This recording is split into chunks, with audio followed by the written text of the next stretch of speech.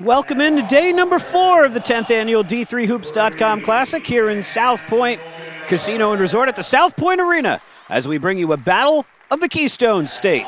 From Western Pennsylvania, out of the President's Athletic Conference, the defending champs of that conference, from Latrobe, Pennsylvania, it is the St. Vincent College Bearcats. You're getting a look at the Bearcats coming out in their starting lineup. They'll take on the number 2 ranked University of Scranton Lady Royals out of Scranton, Pennsylvania. Southwest corner versus Northeast corner. Pack champs against landmark champs. They came a long way to play this one, and we're looking forward to it as the Bearcats and the Lady Royals both look to split their trip here to Vegas. Get this look at the starting lineup for Coach Jimmy Petruska's St. Vincent Bearcats.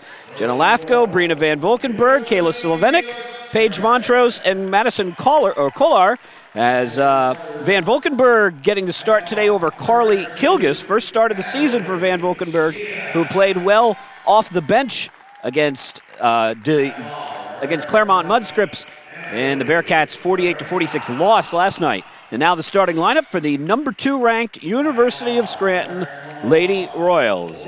Get a look at the starting lineup as they come out. Emily Sheehan, the first out of the chute. She'll be joined, it's a 4-guard set. She'll be joined in the backcourt, so to speak, by the sophomore from East Meadow, New York, Emily Sharina, senior from Harlem, Lily Warhoftig, and the senior guard, although she really plays more of a forward position, Mackenzie Mason with Sophia Recupero as the lone forward. Mason and Recupero are the top 2 players for the Lady Royals. Mason, one of the top players in the country, one of a handful of All-Americans here. Mason was a D3Hoops.com first-team All-American this year, a first-team All-American last year, Conference Player of the Year, Regional Player of the Year. She's pretty much done it all for the Royals and hoping to come home with a win as the Lady Royals were matched up with George Fox University in the marquee matchup of our weekend.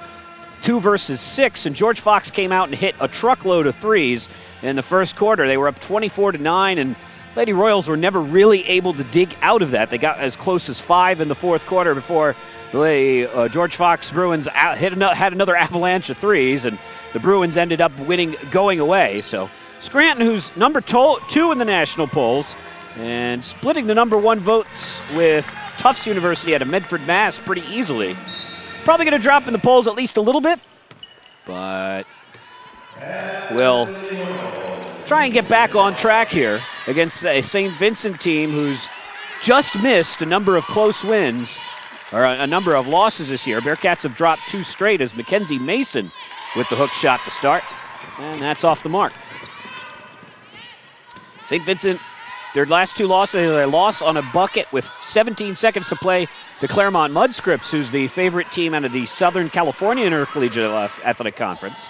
And then their prior game, they lost on a 3 with 6 seconds left to Gettysburg College, who's just outside the top 25. Bearcats' other 2 losses are to Baldwin Wallace, who's ranked number 14, and DeSales, who's ranked number 10. So they're going to have a crazy strength of schedule.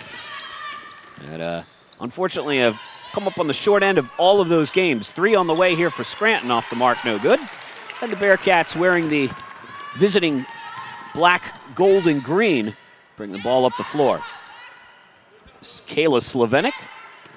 Over for Paige Montrose. Montrose for Jenna Lafko, who's the team's leading scorer. Lafko unable to sneak that along the baseline, out of bounds. And it's Scranton basketball. Lily Warhoftig, the floor general here for Coach Nick DiPillo in his first season at Scranton, an assistant at Seton Hall, Division I school in New Jersey, as opposed to Seton Hill, the Division II school not far from St. Vincent. That is a bucket up and good for Mackenzie Mason, who averages 12 points per game. Her scoring average a little bit down this year, and she's still the team's leading scorer. Jenna Lafko with the head fake. Layup, up and no good, and Sophia Recupero scoops up the rebound. Mason leads the team in scoring, rebounding. Also a 50% field goal shield here. This is Emily Sheehan. Drives in. Sheehan's shot's no good, but Emily will head to the free throw line. Senior laden starting lineup here for Coach Nick DiPillo. 4 seniors and 1 sophomore, Emily Sharino. This is Emily Sheehan, who's headed to the line. She was the Landmark Conference Defensive Player of the Year last season. 6th in program history for three-point percentage. An excellent outside shooter, a good defender. From Dunmore, Pennsylvania, which is right in the northeast corner, not too far from Scranton. Most of the Lady Royals are from the eastern side of the state. Bringing the ball to the floor, Paige Montrose. Scranton with a 2-0 lead. Sheehan missed both free throws, and Montrose is going to, that's Slovenic who's going to get called for the stiff arm. First of 4 games, 3 women, 1 men here at the D3Hoops.com Classic on the last day of our 10th annual event. DeSales, who's ranked number 10, they'll play later on. They'll play Claremont Mudscripts. And a matchup of 2 New England teams, Emmanuel College out of Boston and Keene State out of New Hampshire, is Sophia Recupero scoops it over the top of the defense for 2. And Recupero averaging about 8 points per game. Again, a little below her average from last year, which was 10 points. Lady Royals with a mountainous margin of victory, almost 30 points on the season on average. And ball's out of bounds, and once again unable to squeeze it along the baseline, St. Vincent, and get our first substitution of the afternoon. At least it's probably afternoon where you are, morning here. As Bridget Monahan, the freshman guard from Florham Park, New Jersey, checks in. Monahan, a very good scorer in her first season, as Mackenzie drops back, shoots the 3, no good. Sheehan with the rebound. Going to try a second one. This is Sharina for 3. And Emily Sharina will chase Jimmy Petruska's Bearcats into a timeout with 6:57 to play in the first quarter. It is 7-0 Scranton. St. Vincent got off to a very slow start against Claremont Mudscripts as well. And I thought that might have been the reason that they jostled around the starting lineup. Carly Kilgus, who normally starts for the Bearcats, is pulled from the lineup in favor of Van Valkenburg. There you get a look at our schedule. The Sales and Claremont Mudscripts coming up. We've had an exceptionally good women's field. 4 teams ranked in the top 10. Scranton is number 2. George Fox is number 6. Amherst, who won both of their games. Amherst is number 6. George Fox is number 9. And DeSales is number 10. You also have the favorites in the President's Athletic Conference. That's St. Vincent. Favorites in the SCIAC. That's Claremont. Favorites in the Commonwealth Coast Conference. And the favorites in the GNAC. It's University of New England and Emmanuel, respectively. So 8 teams who could very likely find themselves in the field of 64. You'd have almost a whole bracket of those teams all playing each other in some combination here over the last 4 days in Las Vegas. Kayla Slovenic drives in. Shot is blocked by Recupero. And here come the Lady Royals down the other floor with a touchdown lead early, 7-0. 3 on the way for Emily Sheehan, and she drills it. Sheehan, as we mentioned, 42%. That's 6th best in program history, an illustrious program history at Scranton, where last year the Lady Royals won their 100th NCAA tournament game.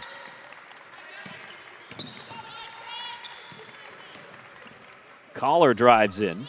Kick on the outside, Kayla Slovenic for 3. It rattles around and out. Recupero, or either Mason, unable to control the rebound. And the Lady Royals will get the ball. Hi, by the way. Hello, Dave. How you doing? I'm awake. Yeah, the time zone changes and the...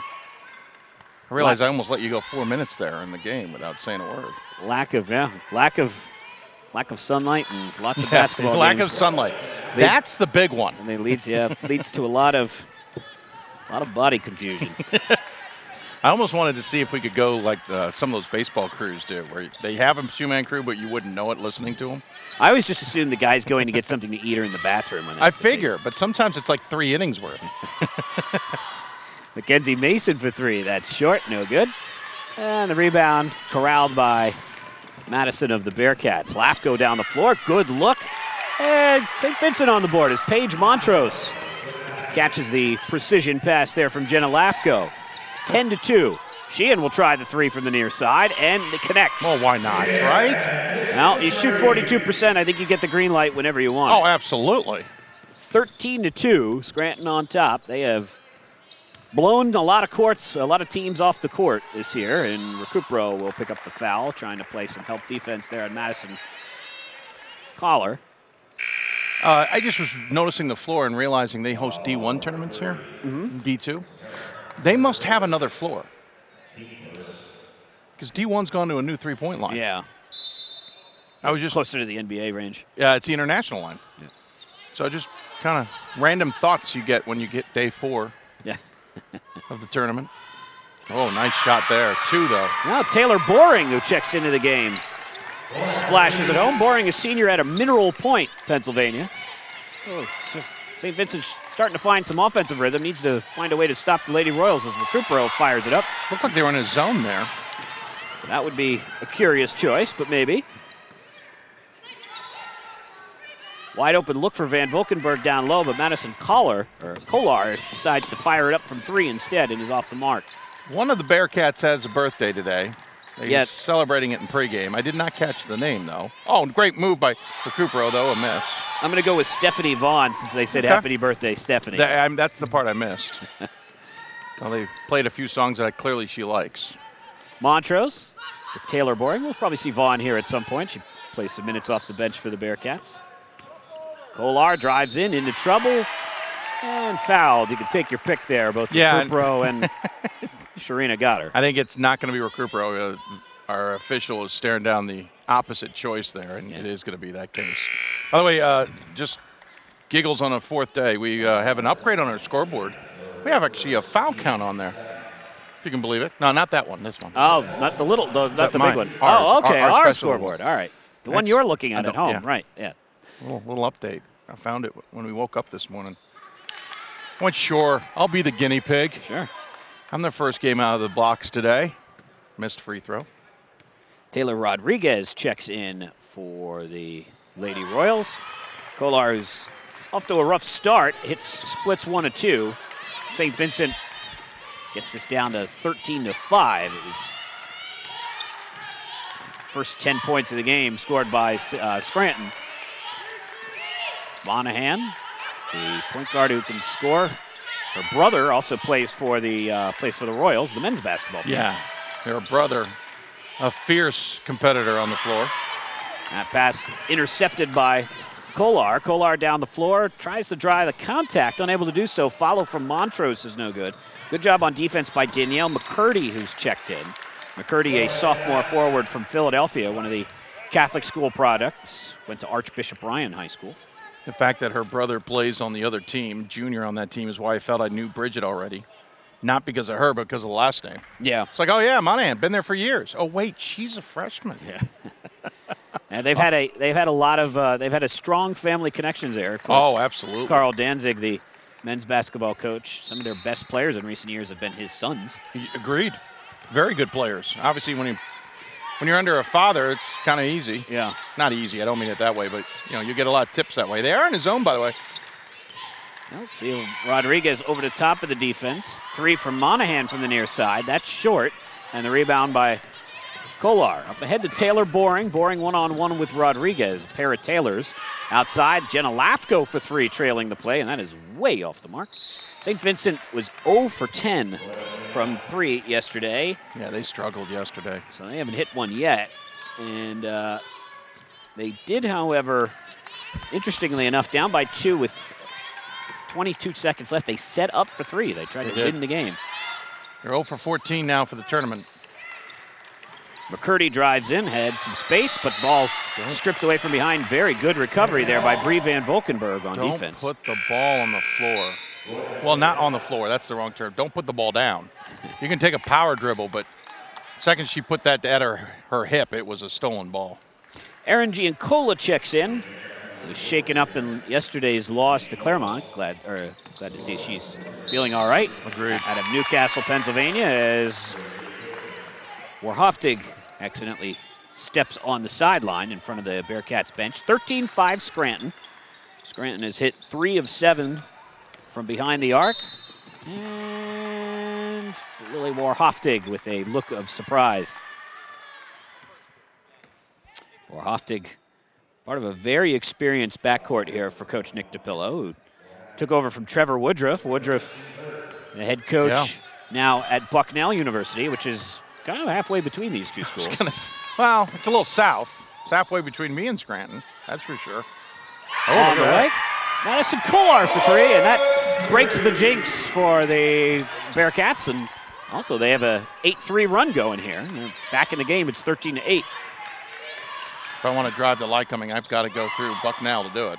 Now, Lewisburg, Pennsylvania is where that is. Yep. Stolen away by Kolar. Back up ahead. As Giancola will slow things down. Well, the job at Bucknell was open because a former Division III coach had moved on to Richmond. Yeah, Aaron Russell, former coach at University of Chicago. I'm still friends with him, but believe it or not, missed him every time he came to Baltimore to play Loyola. I'm not sure how I pulled that off. On the way, Van Valkenburg way off the mark. Yeah. As they are now 0 for... Oh, they're 1 for 7. Well, they're 1 for 6 today. Now they're 1 for 16 for the event. Scranton hasn't scored in a while, and not gonna there either, as Hannah Angelini, the freshman from Baldwin Place, New York, steps in. Taylor Borling figures why not. Fires up the three. That's no good. Taylor Rodriguez coming back the other way. Rodriguez over the top of the defense. Nice catch there by Hannah. And Angelini to Warhoftig, stretch out the defense. Taylor Rodriguez drives in. Tough shot, off glass and good for the junior from Wayne, New Jersey, who averages about 8 points per game. Scranton ended a 4-minute streak there where Scranton hadn't scored. 15-8. St. Vincent's Taylor Boring. His ball was poked away from Boring. Another turnover by the Bearcats. That is their 5th. Outside, Warhoftig over the top of the defense. Boy, they're letting that corner open all the time. Rodriguez. Figuring the skip pass would, gives them time to close the gap, I guess. Yeah. Well, they're pretty much running the zone. They're pretty much daring them to shoot. And everyone stopped playing as the buzzer sounded, but that was off before the shot clock, so a live ball. Jenna Lafko drives in, and that's not going to work. McCurdy blocks the shot, and here comes Warhoftig back the other way. We hope that's a block. Warhoftig for Angelini for three. It's a line drive air ball, and that'll be a foul. That's a foul. McCurdy will, that's not McCurdy. That's number 33, another freshman, Kyra Quigley, out of Drexel Hill, Pennsylvania, another part of Philadelphia. Or the Philadelphia region, technically Delaware County. So double bonus next time. Scranton fouls St. Vincent here in the next 30.4 seconds. 1 second difference between shot and game clock here too. So basically St. Vincent will take this to the end. Slow start for the Bearcats, but with a score here, we can finish on a positive note. Autumn Fennell has checked into the game. That's Autumn right there with the ball. Boring trying to get free from Taylor Rodriguez, who's an excellent defender. Giancola step back baseline jumper, no good, and Quigley chases down the rebound. 10 on the game clock. Taylor Borling steps in front of the pass and knocks it away. Commented on this during the game. Other than Lafko and Fennell, who are shorter as guards, Coach Petruska has a lot of interchangeable parts here. As Kira Quigley tries to set her teammate free. Sheehan checks in for three, and guess what? Nails another one. So Emily Sheehan hits the three from the far sideline. She has 12 points. No, make that 9 points. A little ahead of myself. On 3 for 3, all from 3. And your score at the end of 1. It's the University of Scranton 18 and St. Vincent 8. Back for the second quarter after this. Receive a non-athletic scholarship upon entering school. I got the presidential scholarship, which was huge for me. I think there's more opportunities for academic scholarships in Division III. I did receive academic scholarships. Just being involved on campus, being a leader, all those things combined kind of get me recognized. It's a great experience for me.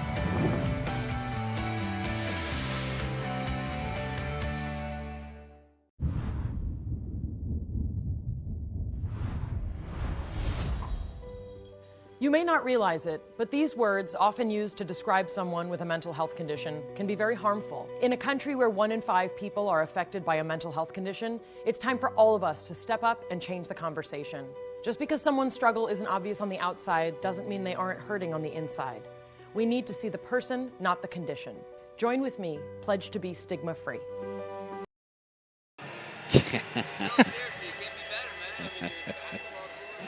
We're back.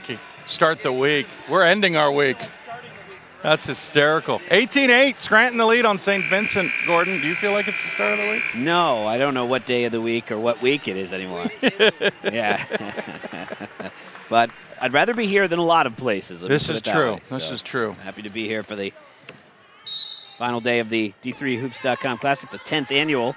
Scranton, it was 4 for 10 from behind the arc in that first quarter. They shot 40% from 3 and 39% overall, so almost better to just step back and fire it up at this point from a percentage rate. Thank you very much. Well, that's that analytics, too. It's also what you get when you play against a zone defense. That is very much the case. Agreed. And shuffling the feet there. From Aaron Giancola, turnover number 6 for the Bearcats. Amherst isn't here. Scranton with 3 turnovers in that first half. That would be an interesting change of pace. If on their way to L.A., they were playing a game at the same time. Split squad. They don't have enough. 5 on the way, or 3 on the way for the starting 5 back out there. And up and in for Emily Sharina, 20-8 Scranton. I'm hoping St. Vincent can at least keep this somewhat close. I think this is a game. You mentioned all the tough losses they've had this season. Their SOS is going to be insane. This feels like a game they need to keep close, if not win. I don't know if a win is possible. I don't want to make any assumptions, but I hope they at least keep it close because I think that'll be good for their confidence. Mason is fouled as she tries to power through to the rim. You've got a couple of Bearcats in the neighborhood. Stephanie Vaughn, the birthday girl, is going to pick up the personal foul. 20-8. Vaughn, a senior out of Clarks Mills, Pennsylvania. Recupero trying to post up. Giancola pushing her off the block. Going to try in front now. Mason drives in. Mason has it blocked. Gets it back. Recupero fires over, working around the arc. Sheehan steps in. Runner from Emily Sheehan is good, and Emily Sheehan has got 11 points here. Yeah, on big 4 start. for 4 shooting. 11 minutes into the game. Yeah, big start. 3 for 3 from beyond the arc. The only thing she hasn't done is hit free throws. Otherwise, a great start to this one with 2 assists as well. St. Vincent Taylor Boring drives. And is Boring off the glass, no good. This is the second unit here for Coach Petruska, even though Scranton has come out with their starters. Yeah, I think he's looking for a spark out of the team here. And I'd argue they're doing decently here. Getting some rebounds, getting some stops. Kenzie Mason misses the 3 there. Mason off to a slow start, 1 for 7 to start the game. Look at a 3. Snaps off the wrist of Stephanie Vaughn, no good. As Kayla Slovenik unable to control the rebound, and here comes Bridget Monahan back the other way. Monahan outside 3 for Sharina. Wow. Great. And Emily Sharina sends the Bearcats back into another timeout with a 3. Sharina, 41% three-point shooter, and it's 25-8. Scranton, full timeout. We'll take it with them. We'll be back at the Classic after this.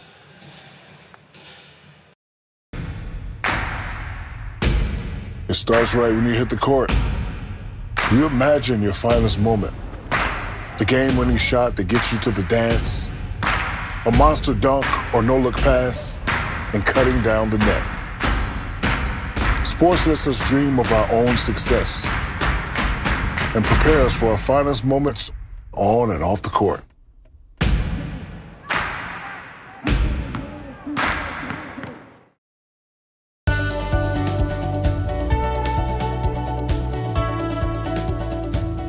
I just wanted to get good grades and to do well. But it also made me realize that I have a lot of career goals. You're there to get a full college experience, not only participate in your sport, but participate in things outside of that. And it's all about growing as a person. My coaches have helped me with figuring out who I really am. Their lives are dedicated for us to succeed.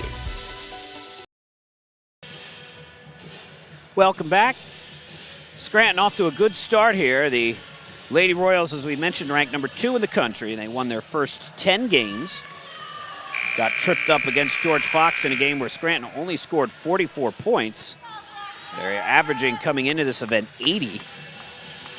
And after this, it's conference action the rest of the way in the landmark. They're the heavy favorites. They're 1-0. They've got one game in before the break. Well, yeah. Against Goucher, yeah. So not a game that they had were to be somewhere else. Yeah, they were not a game they were in any danger of losing, and they didn't. Give them a couple years. Actually, I do like what Andrea's doing there, and conference is taking note. But Scranton, yes, no. This right now, that's a big game, an easy win for them. Drive in Slovenic, good look, but can't get it to fall, and Recupero snatches the ball. Lady Royals will get a break after this. They played a bunch over the holidays. They did, actually. They played 10 games coming into this. That's a little higher than I'm used to seeing them pre-Christmas.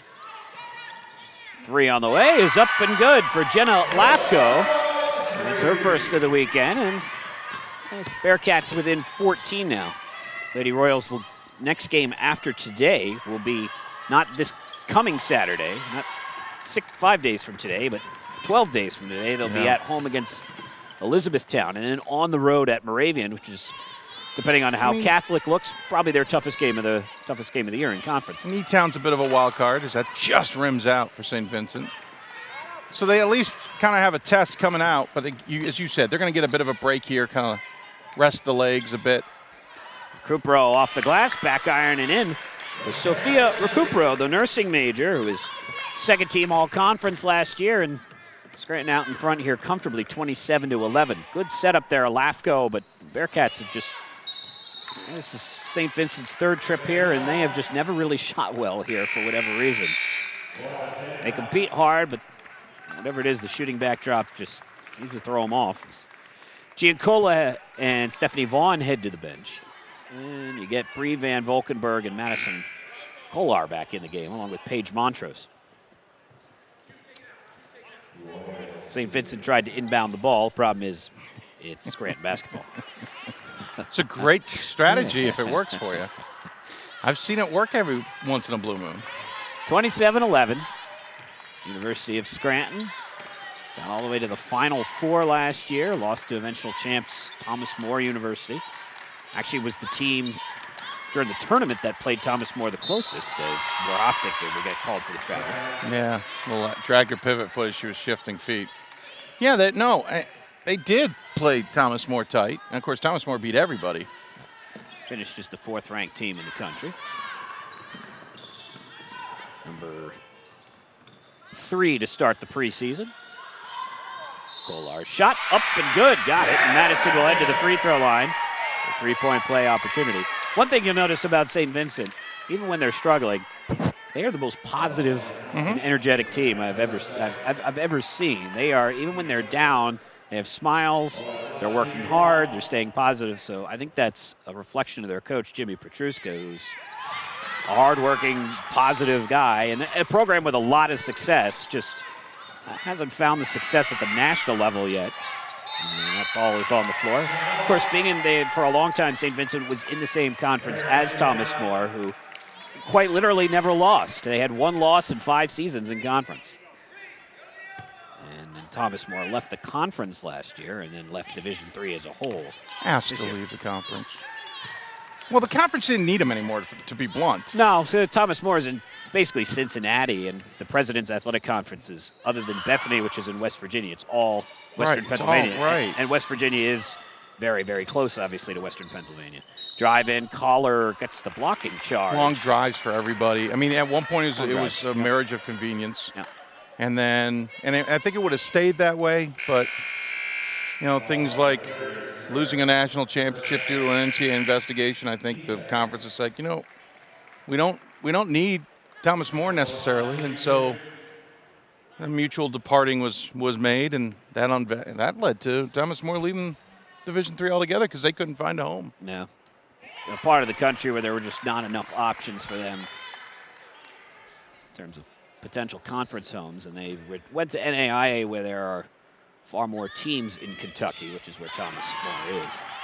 Nevertheless, St. Vincent was probably the second best program when Thomas More came in, and the best one now when they left is the Bearcats get a steal with a basket here from Bree Van Volkenberg. Head coach Nick DePillo he's angry. Very angry with the officials, apparently.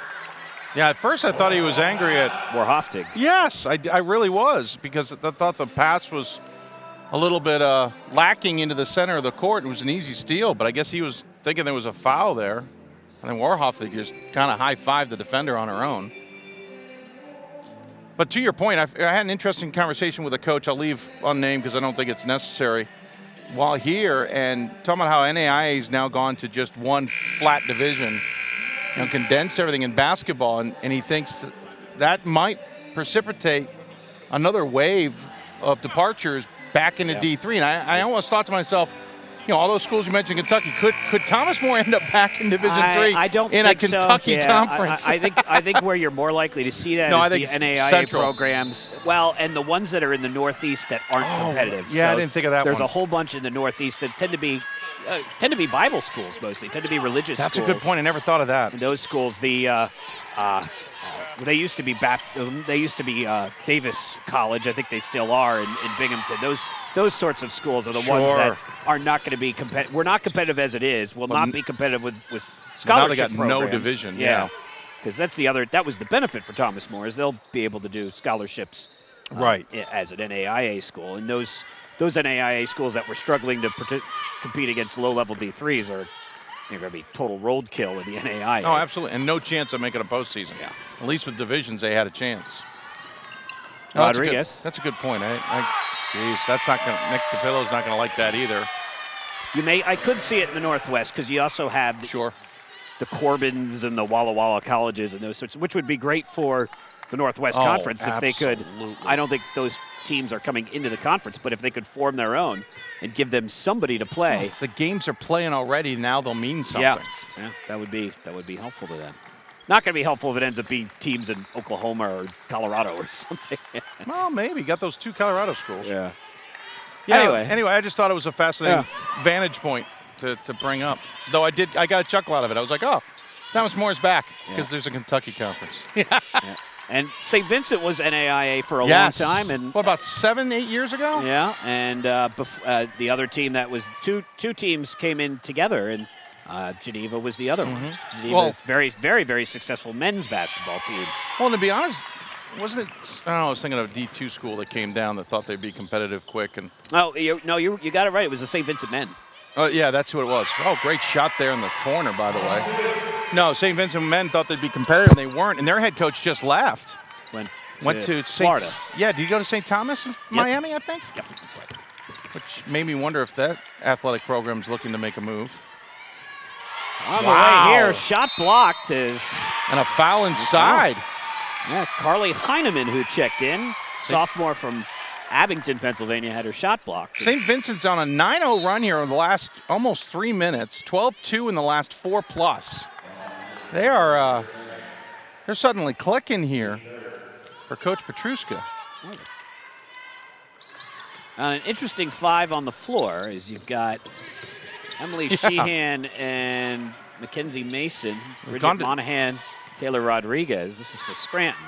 Kind of a mix of first and second team players. Well, and St. Vincent's gone to some size here. Yeah. They've gone to 3 kind of forwards. I'm kind of taking Van Valkenburg and making her a bit of a forward since she's standing out at 5'8". And it's look at Monahan with the attack. Nice touch there from Bridget Monahan. That brings that run to a close technically for now. Mentioned Monahan from Florham Park, New Jersey. Van Valkenburg with another open baseline jumper. They've had that shot all day, and they finally do connect on it. Van Valkenburg, first 2 points for the Pittsburgh native. As Monahan weaves her way around the Bearcats, 29-22. Mason is 1 for 7. Monahan is a spark plug for this Royals team. Monahan off the Kyra Quigley screen. It's a 2-3 zone again. Monahan dribbles. Lafko on her. Takes a swipe at it. Quigley calling for the ball down low. Rodriguez gets it to her, and she spins free for 2. I didn't think that was there, and then suddenly it was open. Collar, instead of playing the body, went for the ball, and once that got through, Quigley had nobody on her. 31-22, 9-point lead. Monahan on Lafko. Good matchup of diminutive point guards there. I just like listening to your vocabulary, sir. Boring, who's played a lot of minutes here. Shot from Montrose is off the mark, and a foul over the back, I believe, on Van Valkenburg. first on Bree.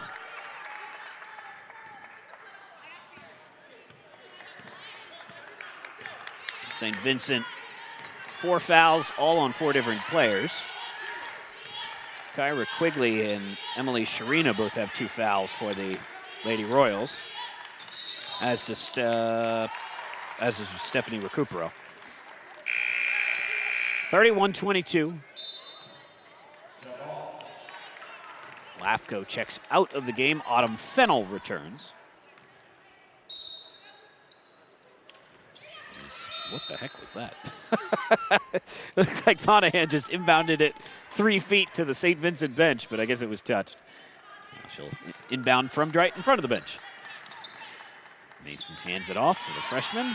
Senior to freshman there.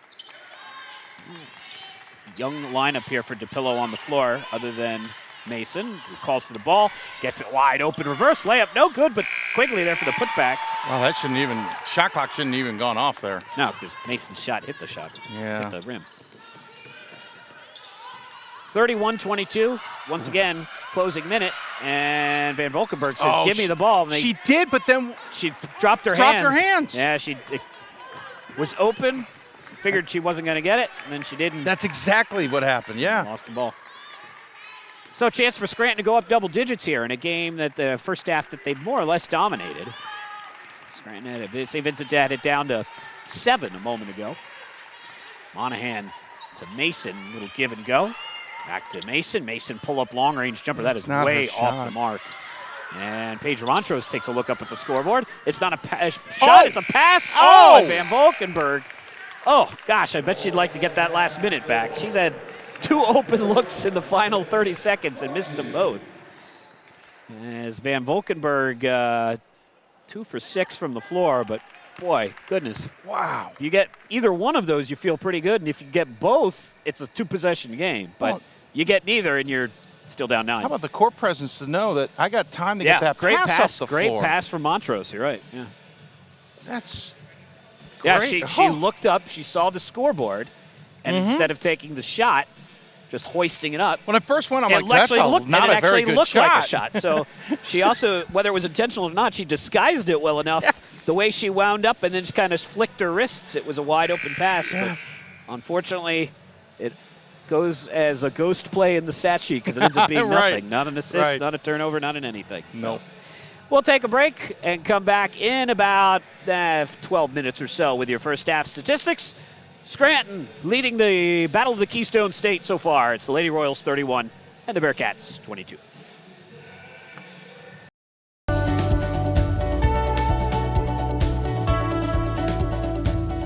I just wanted to get good grades and to do well. But it also made me realize that I have a lot of career goals. You're there to get a full college experience, not only participate in your sport, but participate in things outside of that. And it's all about growing as a person. My coaches have helped me with figuring out who I really am. Their lives are dedicated for us to succeed.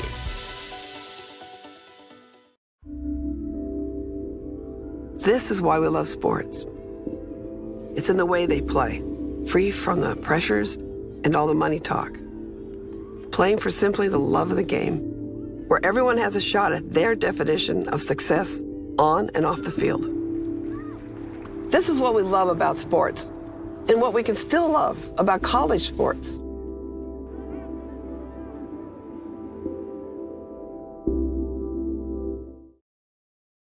My name is Marcus Walker. I was All-State, won a state championship, a high school All-American, and played college and pro ball. I played because I love the game. I grind to be the best. I sweat because I put in work. I'm strong because I believe. When I want to bring it before game time, I come to the house that college basketball built, the CBE. No matter your skill, take it to another level. Elevate your game right here at the College Basketball Experience at Sprint Center.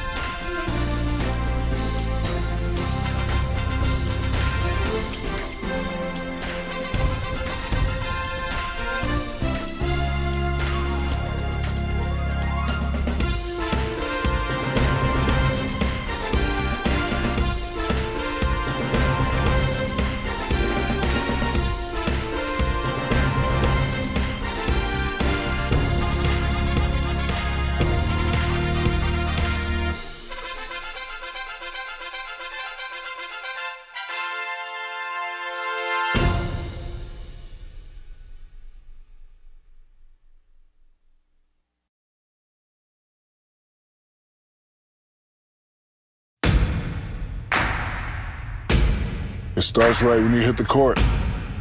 You imagine your finest moment. The game-winning shot that gets you to the dance, a monster dunk or no-look pass, and cutting down the net. Sports lets us dream of our own success and prepare us for our finest moments on and off the court.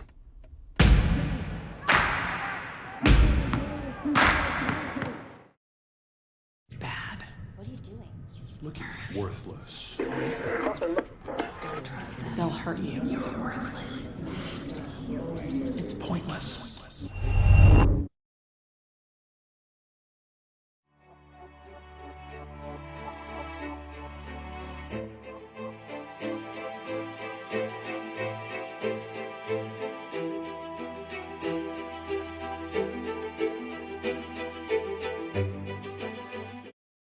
It's on us to stop sexual assault. In any way that we can.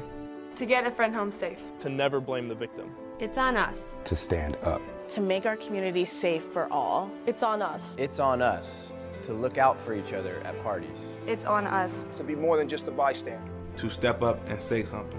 It's on us, all of us. To stop sexual assault. Learn how and take the pledge at itsonus.org.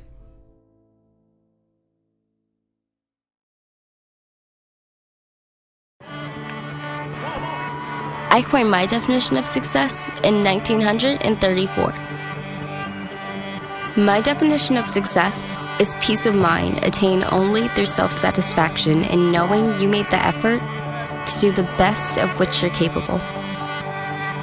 It's like reputation and character. Reputation is what others perceive you to be. Character is what you are.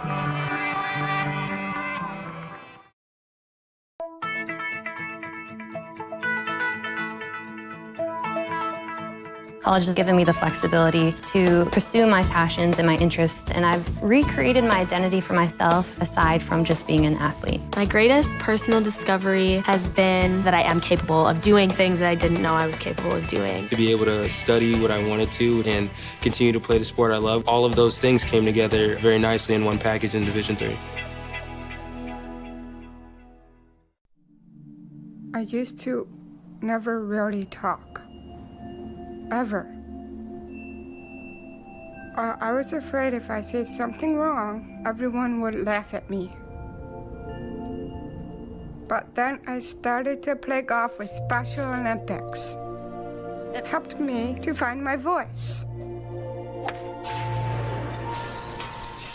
And now everyone else is speechless. Football has taught me a lot throughout my life. It's definitely had a huge imprint on who I am as a person. Competing at a Division III level created that opportunity for me to go to college. Not only was I the first one in my family to graduate college, but I was really the first one to even go. Being the first one, I'm breaking that cycle, and now that I've graduated, I'm not sure what's the next step, but I know I have a lot of doors open. And a lot of those are open because I played football and ran track here at Otterbein.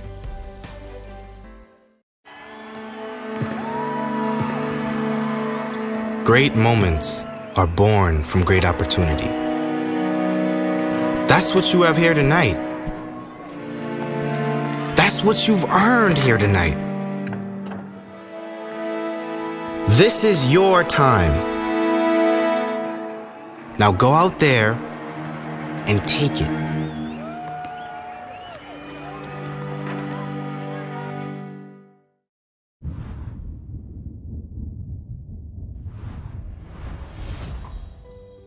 You may not realize it, but these words, often used to describe someone with a mental health condition, can be very harmful. In a country where 1 in 5 people are affected by a mental health condition, it's time for all of us to step up and change the conversation. Just because someone's struggle isn't obvious on the outside doesn't mean they aren't hurting on the inside. We need to see the person, not the condition. Join with me, pledge to be stigma-free. Coach of the Year, Administrator of the Year, All-America Team, Wade Trophy. The WBCA doesn't just honor coaches, but players, administrators, and much more.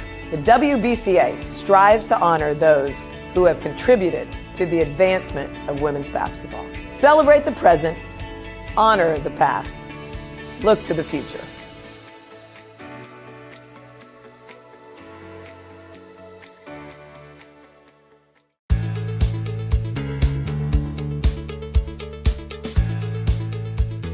being a part of the different activities and organizations that I've been a part of, I'm actually able to see myself where I'm like, hey, I actually can make a change. I'm one person that can make a difference. Division III has helped me to develop teamwork skills, critical thinking skills, time management skills. It's not just about basketball, or it's not just about school. It's about developing yourself as a person altogether. Diving in college taught me to strive and be the best athlete I can be, but also the best student I can be. My coaches always made sure that the student comes first, because not everyone's gonna become a professional athlete. So they make sure that we will do great in academics. I knew that would only open the door to my future, and I'm really excited to start my dream program for physical therapy.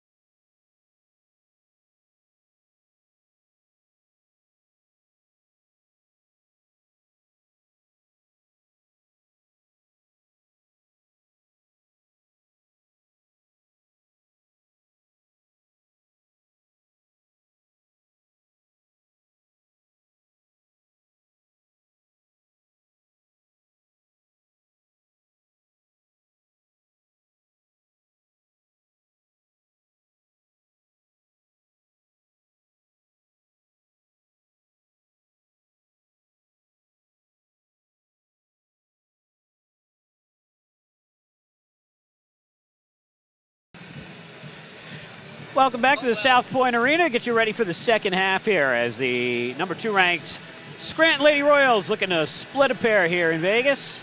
Lost to George Fox 2 days ago now, but chance to bounce back with a win over St. Vincent. Lady Royals with a 31-22 lead. We give you a look at the first half statistics. Lady Royals came out very hot, shot very well from 3. Cooled off a little bit. They were 40% in the first period, and 1 for 6 in the second period, but that's still a good percentage, 39% overall. Rebounding advantage heavily in favor of the Lady Royals. They had 5 offensive rebounds. St. Vincent with just 1 offensive board, and no surprise, the second chance points virtually nil for St. Vincent. Points in the paint, Lady Royals with a 16-6 advantage. Off the bench, Lady Royals with the advantage too. One thing that has not been a factor for either team, fast break points, just 2 for St. Vincent, and I don't know if Scranton's even had a fast break yet, but not any points. Emily Sheehan, a very, very good first half. 4 for 4 overall, 3 for 3 from behind the arc.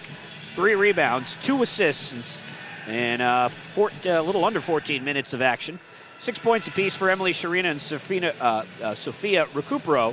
2 apiece for Lily Warhoftig, Mackenzie Mason, Bridget Monahan, and Kyra Quigley. For St. Vincent, it was Madison Kolar again. She was the star in yesterday's game, and after a slow start, she had 11 points. She drew 4 fouls, so doesn't have 4 fouls. She drew 4 fouls. She also has 4 rebounds and 2 steals in about 15 and a half minutes of play. Not a whole lot of scoring otherwise for the Bearcats, though. 4 for Van Volkenberg, 3 for Lafko, and 2 apiece for Paige Montrose and Taylor Boring. Scranton, 8 assists to 9 turnovers, -1. St. Vincent, a -4, 3 assists to 7 turnovers. Oh, told you before about Scranton's schedule coming up. For the Bearcats, I think it's probably conference play the rest of the way for them. Yeah, they've got a big conference, and they'll be home, and they'll have a tough road trip. They also are off for the rest of this week. Next week they are at Teal, but then at Westminster, who's off to a surprising 10-1 start. Gotta watch out for that Teal team. They're sponsored now by Coke. Oh, sorry, I couldn't resist. And Love that ad. And at Bethany and at Waynesburg, and a straightaway 3 for Madison Kolar against what we generally consider to be the tougher backdrop because of the deep, deep backdrop. Yeah, lack of any maybe backdrop perception. Yeah, it basically looks like you're shooting into space there, but didn't matter Madison on that straightaway 3. That's why I always wonder the D1 championship at the Final Fours. Yeah, where they go play in these ginormous football stadiums, and I'm thinking there's no shooting line here. They make the backdrop dark. Like, how do you see how do you perceive anything? Yeah. And they seem to do okay. Now, granted, they're D1 players, and I get that. I think muscle memory is a huge part of it. Probably true. Probably true. Their game is Emily Sheehan. This is the one spot she struggled for. Yes. Well, 0 for 3.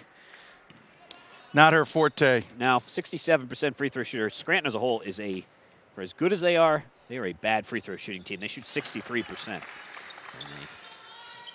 Emily is the only player, I think, to take a free throw in this game. Slits a pair. I think you're right. 32-25. Scranton by 7. That 3 from Kolar gets it down to a 2-possession game briefly. Slovenic. Oh. Yeah. That was not what she meant to do. Boinks it off of Emily Sheehan's face. Like what I did in halftime warm-ups. Almost bouncing off of, I think, Warford. With Rodriguez's face. Oh, was it Rodriguez? I apologize. The Rodriguez family. Trying to get the ball back to her, and it was more in my hand than I thought it was, and I ended up flipping it back at her. Starting 5 back out there, Recupero, Mason, Sharina, the sophomore. This is Warhoftig and Sheehan lurking in the corner, or Mackenzie Mason for 3, and that's off the mark. And she looks frustrated. She has had a rough weekend, yeah. Yeah, Mason's a really good player, and she has that look of frustration. She hasn't been able to figure it out here. Kolar had a look at a 3 as Mason kind of sagged off of her, but missed it. Warhoftig bringing the ball up the floor. Lady Royals with a 7-point lead. Warhoftig from Mason, who wants to go down low for Recupero. Good spinning move, finishes up and good for the nursing major, who made that look easy. Nice, pretty move in the post for Sophia Recupero. 34-25. She can be a difference maker because there aren't a lot of. Whoops, Kolar passes the wrong team. Aren't a lot of players with her size and footwork in this part of the country, and she scoops it up there and lays it up for 2. So Recupero off to a very good start, and here in the second half, Lady Royals back out to a double-digit lead. Sophia now with 10 points. They go along with 7 rebounds. Oof. Lafko hits the brick wall that is Sophia Recupero and is very slow to get up. Very slow. Still back behind the play. Yeah. Recupero for Mason. She's coming off the floor, She's actually running off the floor. Which is even more, looks like she may have gotten her bell rung. She looks ill, to be honest with you. Yeah, I think she's definitely going to need a minute there. Coach Nick DePillo not understanding what was going on because the player wasn't on the floor. You just can't see it. And so I guess he's asking, why did you stop it while we were on offense?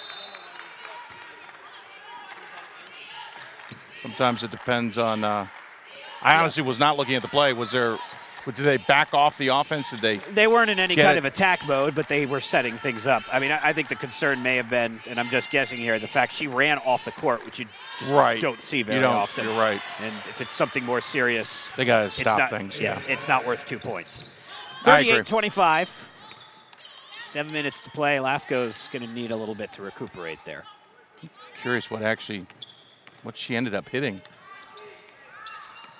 That's usually, get your bell rung maybe hard enough that, or knock your wind out, but I've never seen that reaction. Oh. Paige Montrose with the long-range jumper. Autumn Fennell takes Lafko's place, and hello, Paige Montrose. Oh, and good breaks. Good breaks. Pat gave it back to Montrose. She's like, I don't need it. Give it to the official, darn it. Yeah, she did look like it. She wanted it. She had her hands out. I agree. 38-27. But good breaks, too, because she slammed them on to avoid slamming into Pat. Mason for three. Oh, No. yes, cannot get him to fall. And- now a grin on her face, like, yeah, really? she's now lapsed into I'm like, into are we kidding? Into Gallows Hill humor. As she, yes. It's now so bad it's good. Well, I was Layup just about is to up and say, good. I No watched good. Montrose hit those long-range jumpers in warm-up, and I thought to myself, it's just, analytically, that's just not the shot. Step inside the three has not been the shot for years. But she proved she can nail it and hit enough of them, right? Mason will try it again. Just not her. Well, where Haftig misses. Rebound there for Sharina, who spins into trouble and is fouled. Inside-out offense there. You had Recupero standing on half court. You had Mason, who was going to take a break here on the three-point line, and you had the three guards underneath the rim. 38-27. Scranton on top. 5:47 to play. Lady Royals scored the first 10 points of the game. And the closest it's been since then is 6 after Kolar hit the early three. Actually, it was 5 very briefly. It was 13-8 at one point. Right. As Emily Sharina splashes them both home. She's a decent free throw shooter, 71%. Dad played basketball at Brooklyn College, Division III program. Lafko appears to be back on the bench. She traveled, but wasn't called. Yeah. Giancola changed her pivot foot like 3 times there. Yeah. Boring off the Giancola screen. Giancola from the foul line. Yes. Nice shot. Nice shot there for Aaron Giancola, the Newcastle native. 40-29. Lady Royals back out in front by double digits. A little pressure here. I wouldn't call it full token, but it wasn't like St. Vincent was necessarily trying to get a steal. Haftig tried to disrupt the offense a little bit. Well, they get that steal. They get it there, yeah. In the half court, Van Valkenburg hands it off for Autumn Fennell. It's opportunistic, or it's also time-consuming. Force them into a mistake on the other end because they've run out of time. Taylor Boring over the top of the defense for Giancola, who loses it. Recupero with the steal. Loose ball. Or Haftig bringing the ball down the floor. Taylor Rodriguez is checked in. That's her right there. Rodriguez has the ball deflected by Fennell. 3 on the way from Sharina. And Emily Sharina. It's all Emily's all the time here for Scranton. Sheehan and Sharina now have a combined for 23 points. And add in Sophia. And you've got most of the offense here for Scranton. That's 33 points. And here's Emily again. Emily Sheehan, I should be more specific. No good. Jump ball possession arrow in favor of the Lady Royals.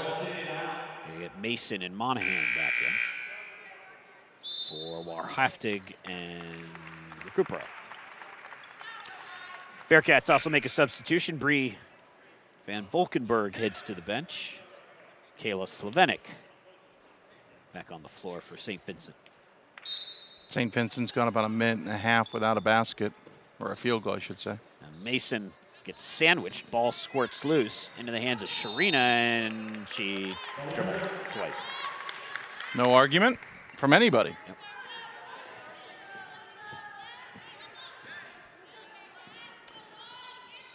Slavenik, Fennell, Stephanie Vaughn, Giancola, and Taylor Boring, the 5 on the floor. Fennell gets a little bit of a screen and then gets a shot smacked back down in her face by Emily Sharina, who's an impressive-looking player as a sophomore guard, 5'10". As you see these teams, the teams that are in the top 5, their guards get taller and taller every year. Agreed. Vaughn's got to be careful with her screens. I'm surprised she hasn't gotten called yet. They're always moving. She's stepping into the defender right as they arrive, which is there's another one by that was Giancola. Yeah, they don't set their feet ever. I'm surprised they're not getting called for those. They're literally, it's never the picker's job to be in position. It's the position. Wow, count the basket.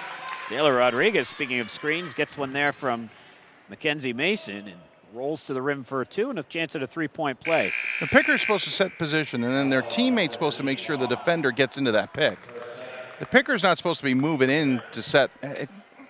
It's supposed to be a point of emphasis, and right now it's being missed on the St. Vincent side. This is Rodriguez. Lacko back in. Sorry, yep. I cut you off there. Yep, that's all right. Rodriguez is a 67% free throw shooter. And Lady Royals have extended this lead pretty quickly back to 17 with 3:10 to play in the third quarter. Rodriguez is boring. Will try the three. Whoa. Way off the mark. Way deep. Yeah. Emily Sheehan with the rebound. And up ahead for Monahan. Three coming on the way for Angelini. Nope, it's Sharina again.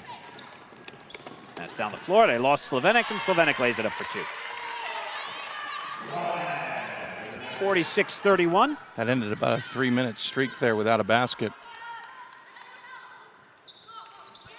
Rodriguez fakes one way, drives the other. Dangerous pass, but Emily Sheehan retrieves. Sharina for three, not this time.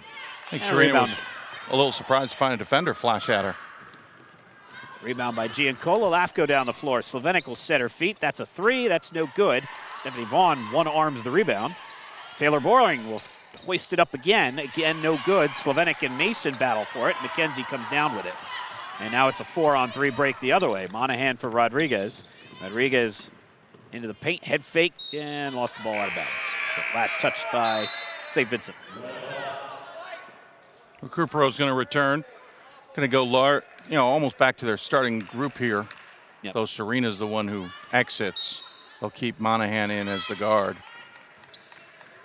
Rodriguez to the rim. Good look. Shot no good. Rebound Monahan. Flips it out for Recupero, who is headed back the other way. And now Scranton will reset with 15 on the shot clock. She not only beat Vaughn for that, and there's an illegal screen going the other direction.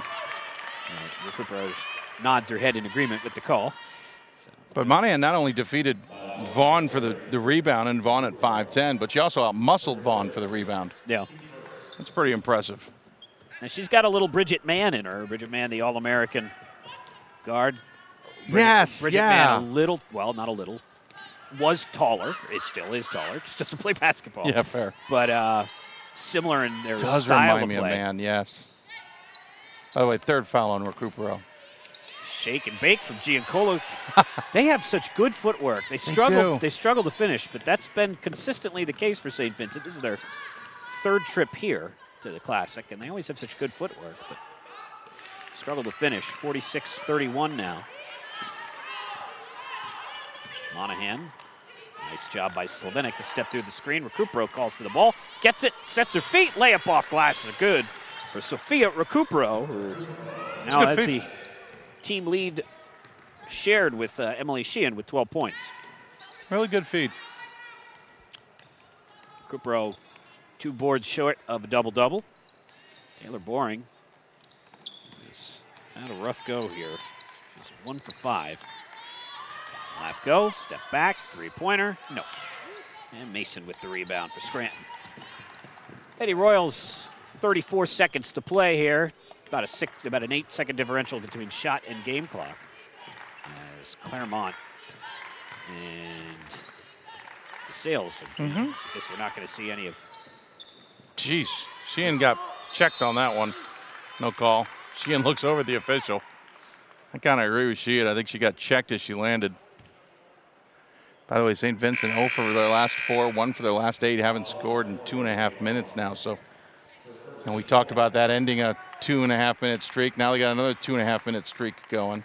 Yeah, well, Lady Royals are very good on defense. Even George Fox. George Fox won by 10. George Fox only scored 58 points. True. And again, if you take away, and I realize you can't do this, but if you take away 25 points in the first quarter, they had 29 points the rest of the game. Well, and it shows that, well, George Fox is, I think, a better team than the number 9 ranking.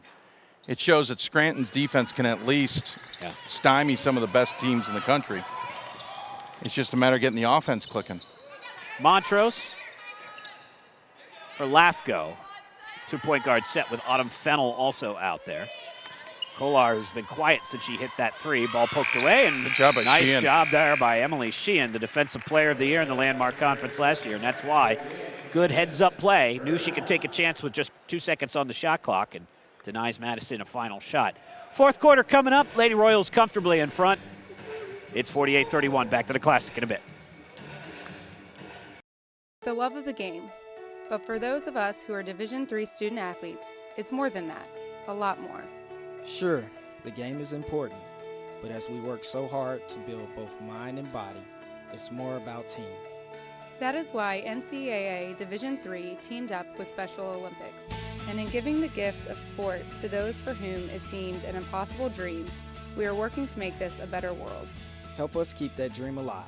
You can make a difference. Division III allows you to give yourself to other things. Having that free time allows me to pursue the things that I want to pursue. Division III athletics affords students the opportunity to, engage in the other interests in their campus and in their lives outside of that sport. It allows you to just be able to do everything you want to do. I wouldn't change it for the world.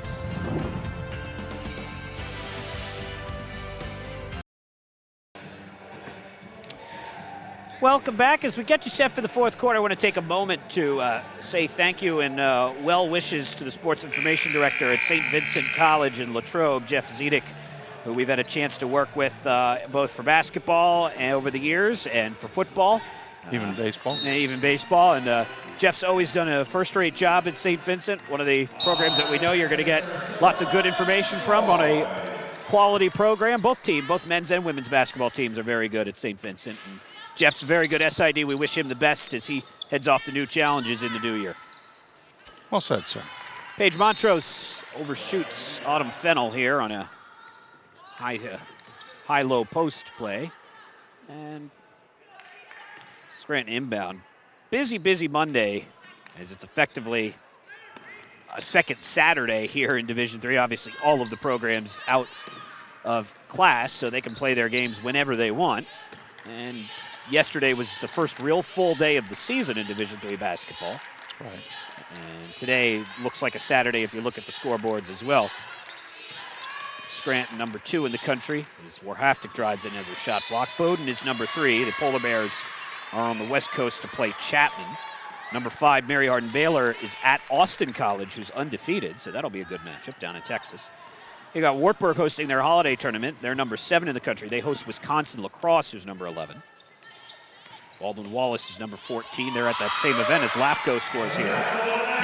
Baldwin Wallace will host Washington University of St. Louis. You've got a top 25 matchup in Whitewater, Wisconsin, where the Warhawks will host number 17, St. Thomas. Platteville, which had been ranked in the top 25, is on the road at number 23, Loris. So busy day. Whoops, I just gave Scranton an extra point. Right here, it's the Lady Royals comfortably in front again. They scored the first 10 points of the game. Well, I don't know. She must have got the body, but the block was pretty. McCurdy wipes out. Yeah. Madison Kolar is a little slow to get up.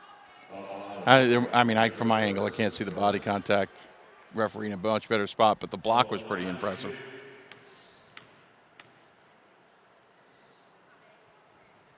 Free throw on the way for Kolar is good.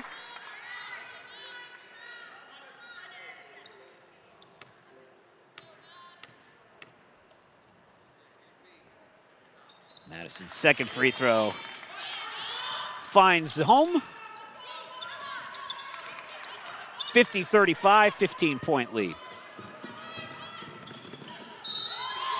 Free throw or jumper up for Emily Sheehan, no good. Again, because of the layoff here, Scranton doesn't really, they can pull their starters pretty much whenever they want. They're probably give them a few more minutes here, but don't have to worry about, it's not an Amherst situation where they're going to play 3 more games this week. Right. Or George Fox, who heads home and plays a home and away doubleheader right away. They've got some time off. Kolar, nice finish over Mackenzie Mason for 2. Back to your point, they've got good footwork, they've got good fundamentals to the Bearcats, and I think that's why they can be, and always can be, a threat in the NCAA tournament and can be a better team. They're just... Yeah, they're a tough out. At events like this, sometimes you don't see it come to fruition because shots don't fall. McCurdy, who's in the game, turnaround jumper, a lot of contact, no call. Yep. And rebound for LAFCO as She will drive down the floor and whoops. That ball just bounced out of her hands. Too high a dribble. Mackenzie Mason takes it away. That's one of those where you look at somebody and go, the ball had a mind of its own. Sharina drives in. She's played very well. So has the other Emily, Sheehan. McCurdy to Warhoftig. Warhoftig took a peek at the clock, decided to reset the offense. 9 on the shot clock for Lily as she gets off the screen. Mason will try the 3 from the top of the arc, and that is good. Mackenzie Mason finds the range. She's now 4 for 15 in the game. She was 0 for 6 from behind the arc. Before that, she's got 9 points. If at first you don't succeed. Yeah. Allison Kolar into the post. Nice move by Paige Montrose. Got it, count it, she'll go to the line. Paige Montrose with a 3-point play opportunity here for the Bearcats. She's got 6, and the Bearcats trying to make one final push here, down 14. Monahan and Recupero in, McCurdy and Warhoftig out for Scranton.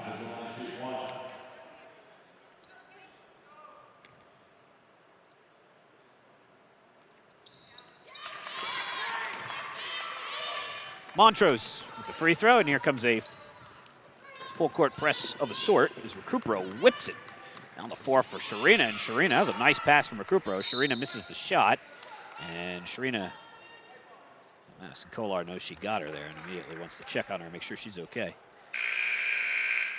Ouch. And Rodriguez is going to check in. Emily Sharina going to head to the bench.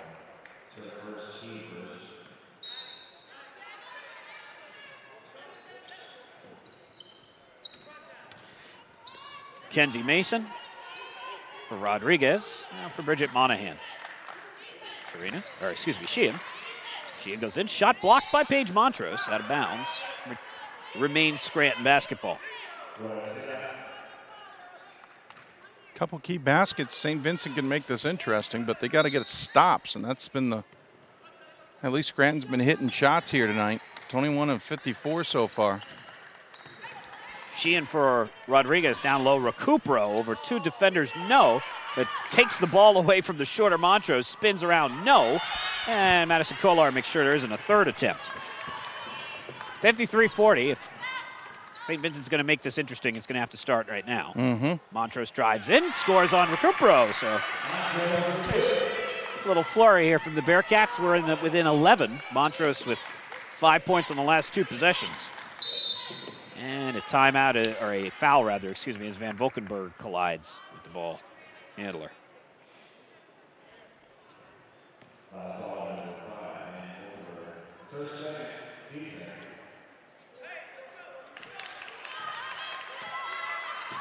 $11-point game here. Again, they need stops. And a man-to-man. Under 6 minutes to play, 9 on the shot clock for Monahan. No motion at all from Scranton. Just 5 players standing around. And that will work. Man's the only one that moved. Mason for 2, 55-42. Kolar, Lafko, Montrose, Autumn Fennel, and Brie Van Valkenburg, the 5 on the floor. Down by 13, Paige Montrose again. Yes, she got it. And a timeout by Jimmy Petruska as Montrose has found the range now. 11 points for Paige. It's a full break. And a full timeout taken by St. Vincent. Hanging around. Lady Royals lead 55-44. Back in just a bit. It's on us to stop sexual assault. In any way that we can. To get a friend home safe. To never blame the victim. It's on us. To stand up. To make our community safe for all. It's on us. It's on us to look out for each other at parties. It's on us. To be more than just a bystander. To step up and say something. It's on us, all of us. To stop sexual assault. Learn how and take the pledge at itsonus.org.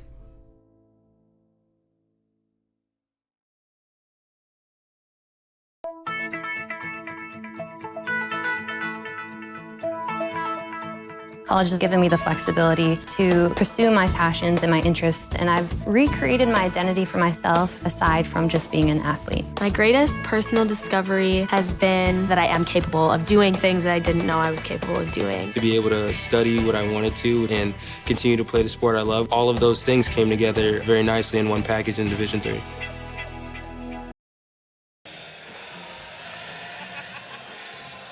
You can be seen on video, sir. Just warning you. Dance like nobody's watching. Well, even if they are. 55-44. Scranton with the ball and a 11-point lead as it's a mix of starters and reserves. Rodriguez and Monahan in the backcourt. And St. Vincent with a good press here. Mason catches it, flips it inbounds to Rodriguez, who goes the opposite direction.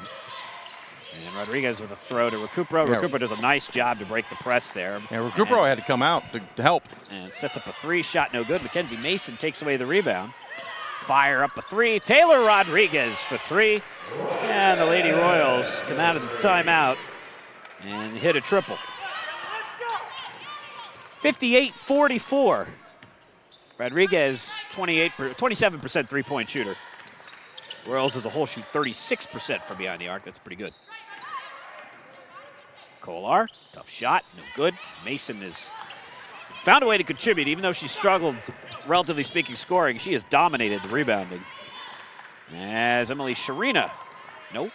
Here's Kolar, knocked down and the ball landed in her lap, but unable to find one of her teammates. 4.5 minutes to play. Scranton comfortably in front. Sharina. Yeah, I had to battle for that one. Lafko chases her down. Sharina for Rodriguez.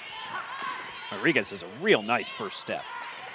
Wanted a foul there, but I think it's a good no call. Yeah, there was contact, but I think it was precipitated by the drive. Now Paige Montrose is making up for lost time. She is now 4 for her last 4. She's got 13 points on 6 for 11 shooting. Hello, Pat. Oh, Pat. Wanted him to hold on to that. I mean, I couldn't have, but whatever.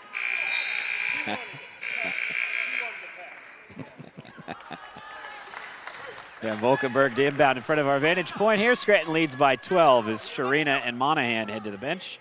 Sheehan and Warhoftig back in. I think that's an official turnover on Pat. Didn't handle the pass. Off the left foot of Emily Sheehan.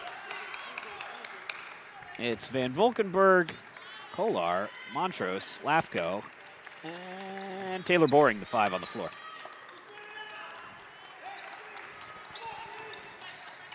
Petruska shouting out instructions as Lafko gets it in. Madison Kolar off glass for 2. Oh, Bearcats smell a chance here. Might be a little too late, but they've certainly heated up from the floor. Montrose and Kolar now have 31 straight combined Recupero points. threw it away. Lafko off glass for 2, and St. Vincent's got it down to an 8-point lead. Recupero cannot be the one in the backcourt who's trying to bring this off. Up the floor, I mean. Yeah, it's going to be a foul. And it was the guilty sign, the official guilty sign by Van Volkenberg. Pulling your arms back. I didn't do it. I'm trying to teach my son not to do that. He's done it a few too many times. Makes it an easy call, huh? Yes. Rodriguez. I didn't touch him. Then why are you acting like you did? Off the floor, and Monahan checks in to handle the ball, but they got to get it to her first. Sheehan's pass deflected. Good job by Monahan there to screen out Van Valkenburg to keep her from getting to the ball after she touched it. Sheehan gets it into Warhoftig. Try number 3. And this time it works. Warhoftig down the floor. Her and Monahan, the primary ball handlers for Scranton. So DePillo going with 2 point guards to counter the press. Scranton up by 8. Mason hesitates. And legal screen, legal screen on Recupero. Recupero, she doesn't understand why, and Mason explained, well, maybe Mason's trying to explain why she thought it was okay. The initial screen was fine, but she's not giving a beat between that, the body contact, and the spin. And when she rolls off the screen, she's already in contact with the defender. You can't then stay in contact with the defender. She's got to wait about a second longer before she can move. It's a good explanation of that, Dave, is Kolar And St. Vincent has a chance to get this down to a 2-possession game. Recupero has 4 fouls. Madison Kolar rolls to the rim, and suddenly St. Vincent can't miss. 8-0 run here, 4 of their last 4. We're Hoftig to Monahan. Monahan zigzags around the defense. Look at that pass. Gets it off for Sheehan. Sheehan has it swatted away from behind by Taylor Boring out of bounds. I thought for a second that was the pass. I'm glad you saw it was a deflection. I was like, what happened Where's to she Sheehan? going with that? Yeah. Now, this is as close as it's been since Kolar hit a 3 to start the second half. Or Haftig just does get it inbounds throw it in for Bridget Monahan. Monahan asks for the screen to the left. Recupero sets it. That's a good screen by Recupero, though. Monahan's layup is an air ball, and St. Vincent, as Petruska says, go, go, go. St. Vincent will bring the ball up the floor. Lafka. I keep trying to turn her into a Dutch player for some reason. Montrose. Central's done playing, sir. Over for Boring. Montrose. Oh, yeah. Good idea. She had her beat, but shuffled her feet on the attack. How many players do we see shuffle their feet when they go to the? Very frequently in women's college basketball. Well, even in men's, it's I'd say maybe more prevalent. I'm definitely more prevalent, and it's hello. I got it. You got it. I got it. Vince just wants to hang out with us. That's why our main official. 58-52. Emily just in front of us. Good defense from Lafka. She's a really good on-the-ball defender. Which is why I'm always interested that they here, they just rotated her off. Monahan. I think they want the longer hands of Van. And stolen away. And Van Valkenburg, gets it off. Chance to get this closer. 8-point deficit. Madison Kolar, jumper. I think that got touched on the way. But Montrose with the rebound. 3-on-1 outside. Boring for 3. That's off the mark. And Mason with the rebound. Montrose had stayed in position. She's there for the rebound. She just didn't realize it with her back turned to the shot. Taylor Boring now 1 for 7 and 0 for 5 from behind the arc. Monahan. Scranton should just run some time here, or that. Mackenzie Mason for 3. And plenty of time to think about it. That pretty much puts it away. Not going to second guess her shot selection. And Mason's 3 makes it a 9-point game, and there's a moving screen on Kolar. And St. Vincent put up a good fight, made it interesting over the last couple of minutes here, but Scranton's going to hang on. Coach Petruska saying, well, she's set. Well, she wasn't. Mackenzie Mason, for as much as she struggled, she was 1 for 8 to start the game. She's going to finish with 14 points on 6 for 17 shooting. Nick DiPillo's going to call timeout. Gives us a chance to go through that stuff. Mason also 1 rebound off. So Mason, one of a number of All-Americans here at our event. Amherst had 2, Hannah Fox and Madeline Eck. And coming up, not in our next game, but the game after that, we'll have the 5th All-American on the floor, Yuleska Ramirez Tejeda, or we're thankfully told we can just call her YOLO for short, which is much easier. Coming up after this one, it's Claremont Mudscripts and DeSales. Which someone start up an engine in this place? Suddenly smelling maybe. I don't know what's coming up after this, but it's probably the next event here at the gym here at the arena, which is where they hold the rodeo. Well, I know they've got a BMX thing coming up in a couple of weeks. They might be getting ready to. This is a pretty popular building, by the way. Yeah, it stays busy. 61-52. Taylor Rodriguez with 48 seconds to play. Pass is picked off by Kolar. Have to get points quickly. Lafko for 3. Yes! Like that? That'll work. Jenna Lafko, 6-point deficit for the Bearcats. And Rodriguez and Scranton struggling against this press. They do get it over the top of the defense as Mackenzie Mason saves the day again. Oh, but now trapped. Oh, but Rodriguez picked up her dribble in the worst corner place. there. Yeah, Excuse me, that's Warhoftig. You had about 1 or 2 defenders there. That's another 30-second timeout, but you had the defenders of the sideline and the half-court line suddenly, and it's a major trap. Now, St. Vincent has outscored Scranton 24-13 in this fourth quarter. They're down by 6. This is, again, as close as it's been since it was 13-8 very early. Lofko's 3, the 4th of the day for the Bearcats, who are 4 of 18 after going 0 for 10 yesterday. But St. Vincent as a whole is 5 of its last 7.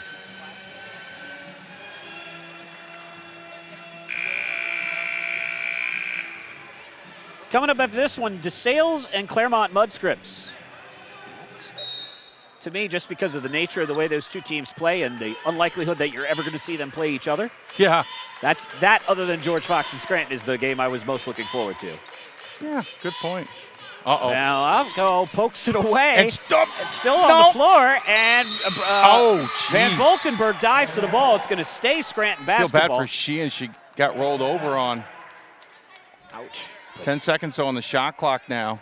What a play by Van Valkenburg. Even you can just ferocious defender. Mason's exhausted. You can just see the exhaustion on Scranton. Yeah, They didn't think they were going to be in this fight. Made them work really, really hard. Hoftig gets it inbounds to Rodriguez. Now they've cleared a timeline. 7 on Here the comes shot the trap clock. again. Rodriguez. Oh, that's a tough call. She reached in. She did reach in, but But Rodriguez was running into trouble. Was running across half court. There was no room left, No. and there was 5 on the shot clock. All you had to do was wait. So obviously Lafko doesn't know this, but yeah, Rodriguez can only do one of 2 bad things there: go across half court or run out the shot clock. Right. And you just have to wait for it. Yeah. Ugh. Look how far to the right she is on the free throw line. Yeah. Yeah, it works. Yeah, no, I'm not I'm not criticizing. Yeah. I'm pointing out she's figured out how that's she her spot. shoots. Yeah. That's interesting. Yeah. Almost completely on the elbow there. Second one for Rodriguez is good. And that probably puts the game out of reach, makes it an 8-point Okay, you've lead. said that before. I have, but timeout called by St. Vincent to draw. Well, first they get to bring it up the court, so they get to put it in front of basically their bench. Well, they can choose either side of the floor. 16 seconds left in this one. Mentioned the 2 women's games that are coming up. The last men's game of our event. One of the men's teams will get to go home 2-0. Yep. Just be a question of which one. Will it be Wisconsin River Falls or the Muskingum Fighting Muskies out of New Concord, Ohio. Smaller men's field this year. 6 men's teams, 10 women's teams. Next year, based on what we've seen of the roster for next year, looks like it will might be pretty even. Balance itself out. Yep. Yeah. I don't think it's ever been flat even. No, I don't think so. And another timeout called by St. Vincent after they see the defense that the Royals brought to the floor. That's their last timeout, which I think is an interesting call because if you hit one, well, 16 seconds, I guess you're figuring there's no way you're going to go down the other end of the floor and need to move the ball up the My guess up is the court. what Petruska's doing here is he's using this more as a situational learning thing. Sure. He wants, at some point, they're going to be down 2 or down 1 or down 3 and need to make a play at the end of the game. And this is less about trying to figure out how to score 9 points in 16 seconds and more about figuring out how to execute a shot when you need one. Or execute a plan that may not result in 9 points, but could result in 4 or 5 for you down the road somewhere.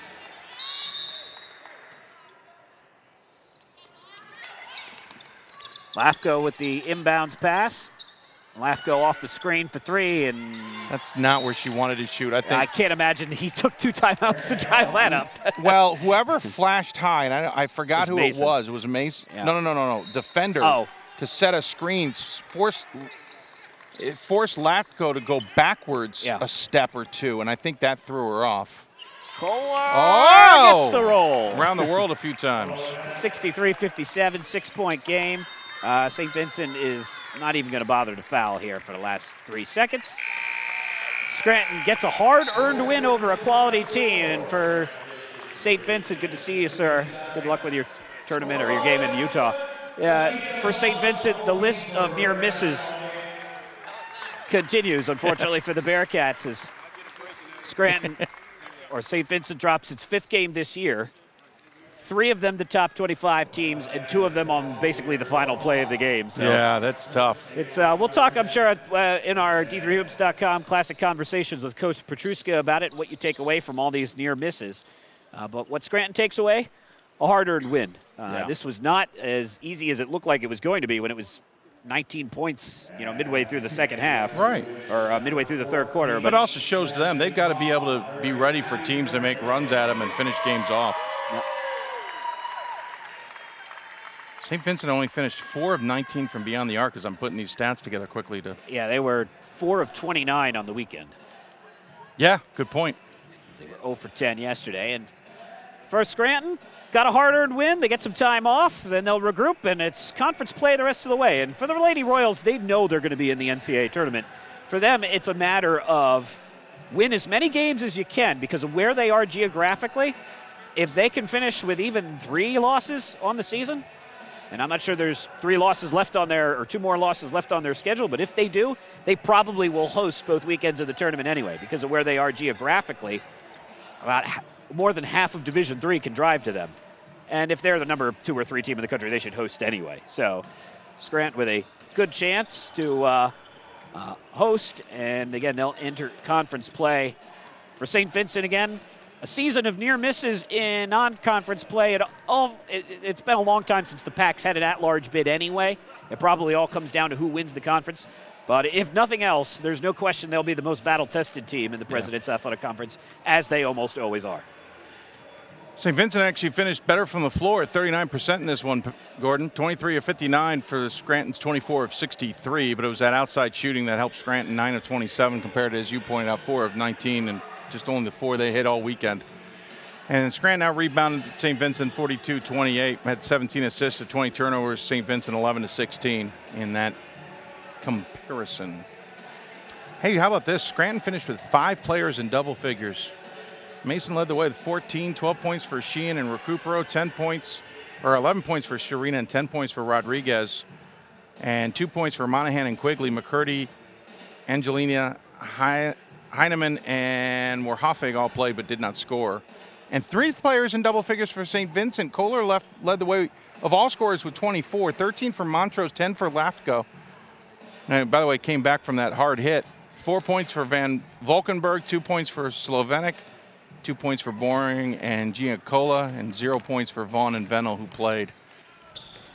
Yeah, final note for St. Vincent. Carly Kilgus did not play at all in the game. So yeah, I good point. Wonder if it was an injury thing for her because she had started every game this season.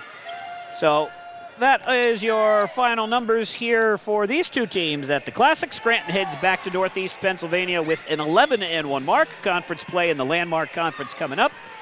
St. Vincent heads home with a hard knock 6-5 record, but that winning percentage is going to go up pretty rapidly once they get back into conference play, which they do immediately when they get back home to Western Pennsylvania.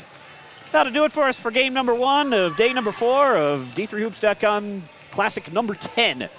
Take a break, come back. It's another good one. It's another, I had an interstate battle. Now we go coast to coast. It's the number 10 ranked DeSales University Bulldogs, favorites out of the Middle Atlantic Freedom Conference, as they take on the Claremont Mudscripts Athenas, favorites out of the Southern California Intercollegiate Athletic Conference. Give us about 15 minutes. Check the new stream on D3Hoops.com, and we'll get you ready for that one. For those of you tuning in from Scranton and St. Vincent, thanks for watching. Happy New Year, everyone.